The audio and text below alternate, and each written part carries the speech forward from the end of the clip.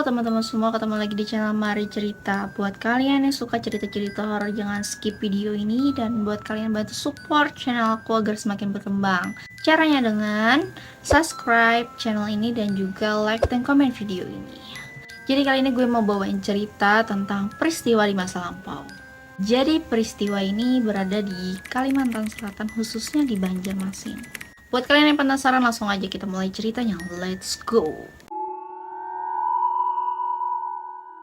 Oke guys, jadi cerita ini tentang peristiwa 23 Mei 1997.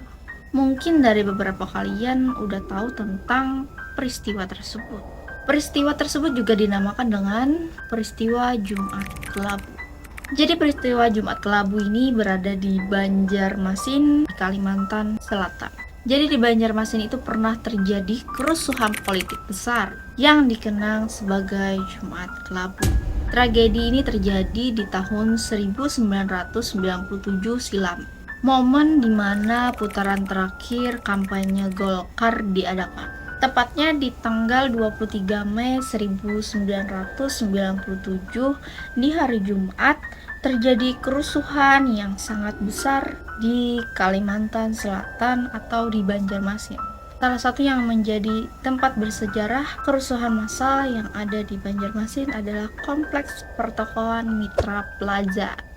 Nah, jadi mungkin dari beberapa kalian udah tahu nih atau pernah dulu ke Mitra Plaza, dan juga sejumlah bangunan-bangunan ikonik di Banjarmasin menjadi sasaran kerusuhan massal tersebut. Mitra Plaza ini adalah pusat perbelanjaan pertama yang ada di kota Seribu Sungai. Didirikan pada tahun 1990 dan terdiri dari 4 lantai dengan penyewa dari brand-brand terkenal, baik nasional maupun internasional. Bangunan 4 lantai ini yang sampai sekarang masih berdiri dengan kokoh memiliki cerita mistis di dalamnya.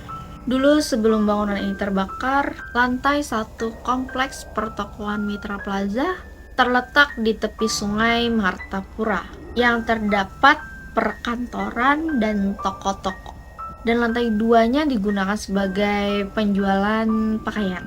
Dan untuk lantai 3-nya ada supermarket Hero, toko buku Gramedia, restoran cepat saji dan atau KFC. Dan juga ada bioskop 21.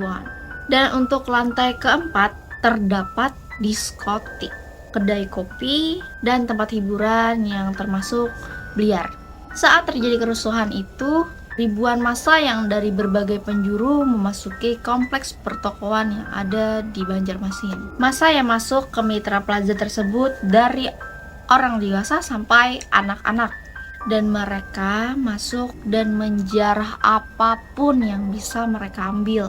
Saat mereka menjarah, kompleks pertokoan ini tiba-tiba terbakar dan terdengar suara tembakan dari aparat keamanan yang berada di luar.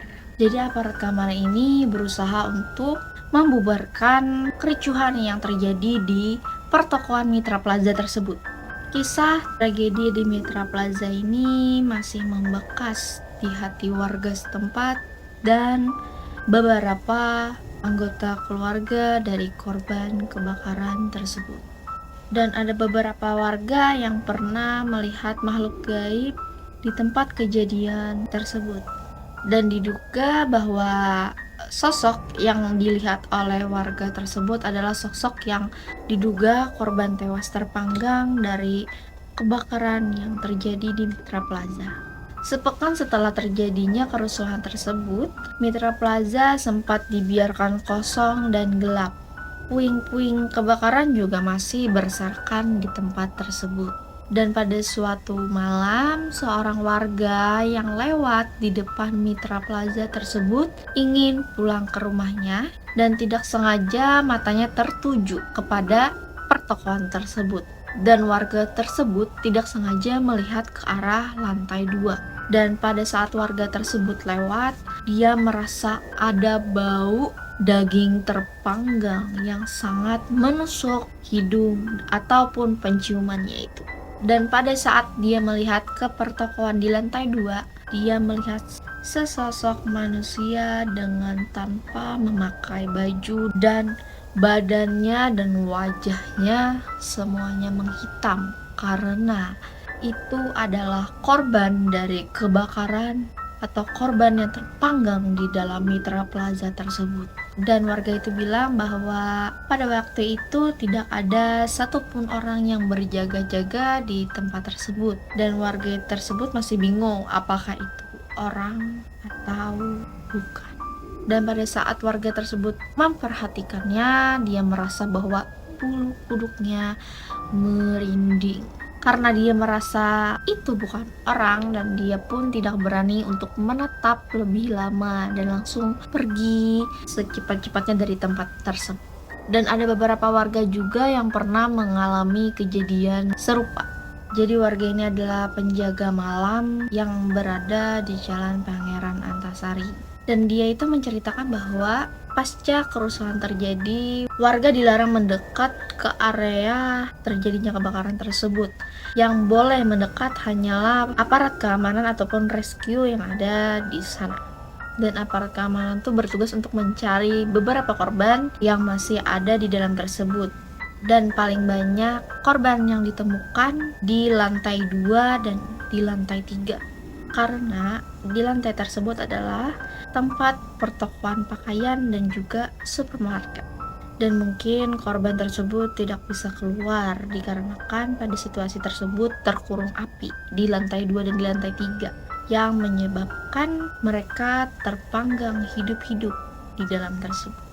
Dan juga ada beberapa warga yang pernah mendengar 1 bulan setelah terjadinya kerusuhan tersebut, warga tersebut sering mendengar suara teriakan orang minta tolong dan anak-anak menangis. Dan suara jeritan tangis tersebut menyayat hati para warga yang pernah merasakan ataupun mendengar suara tersebut.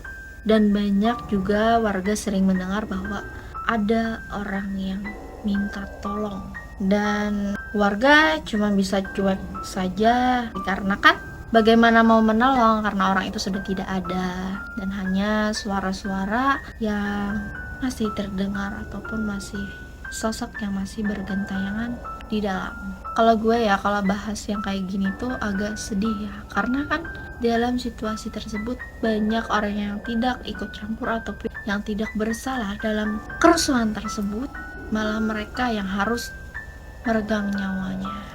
Jadi pada tanggal 23 Mei 1997 itu bertepatan pada hari Jumat dalam rangka penyambutan pemilu di tahun 1997, dan akan ada acara yang berlangsung di pusat kota. Salah satu partai yang akan ikut dalam pemilu tersebut adalah Partai Golkar, dan Partai Golkar ini akan menyelenggarakan kampanye dan hiburan rakyat.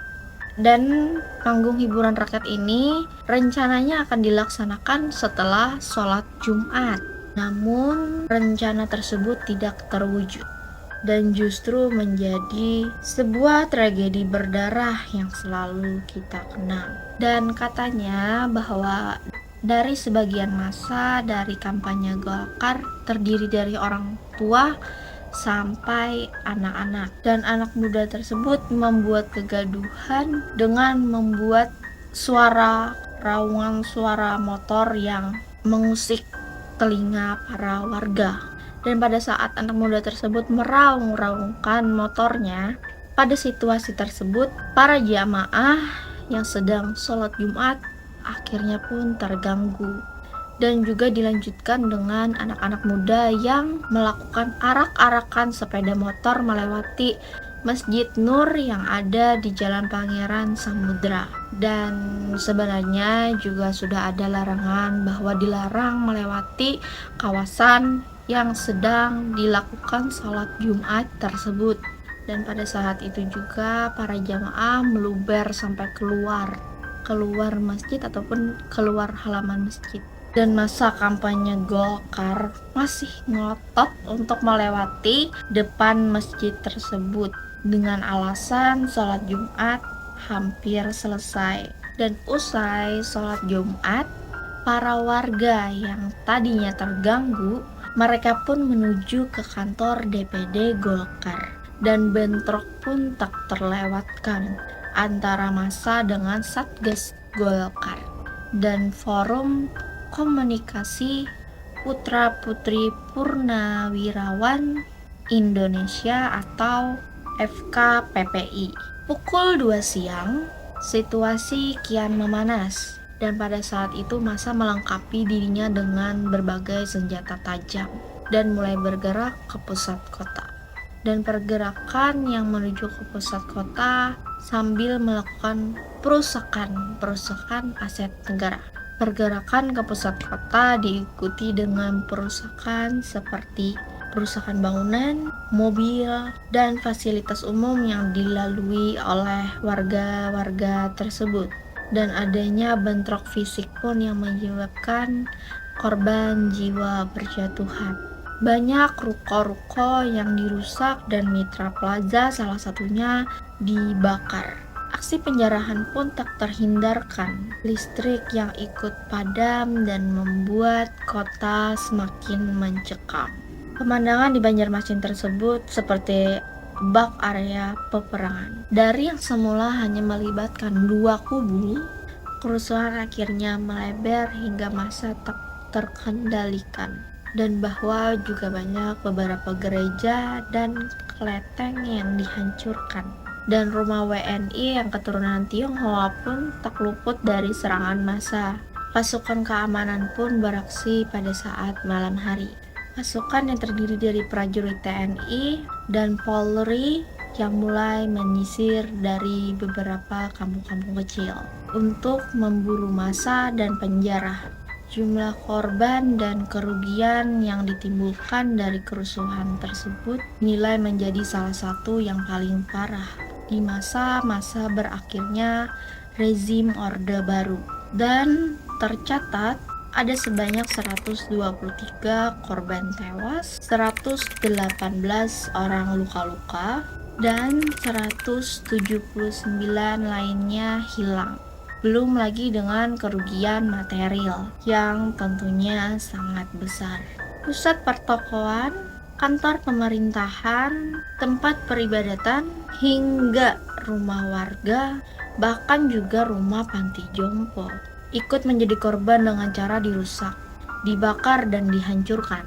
Ratusan mayat dari kerusuhan ini akhirnya dikuburkan secara massal di Landasan Ulin, di kompleks pemakaman Landasan Ulin Tengah, Kecamatan Landasan Ulin, Banjarbaru. Dan di sana juga kita akan menemukan kayu yang tertancap dengan tulisan makam massal 23 Mei 1997.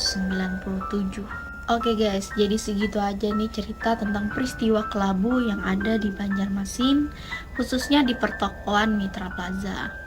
Mungkin kalau kalian punya cerita-cerita horor ataupun peristiwa-peristiwa yang mungkin kalian alami begitu pahit ataupun mengerikan, bisa langsung aja kirim ke email aku, yaitu maricerita25@gmail.com. Dan aku berterima kasih buat kalian yang udah mau nonton konten aku dan subscribe channel aku, dan udah ngebantu channel aku agar semakin berkembang. Semoga kalian selalu dilimpahkan rezekinya. Kita lanjut di video selanjutnya. See you next video. Bye bye.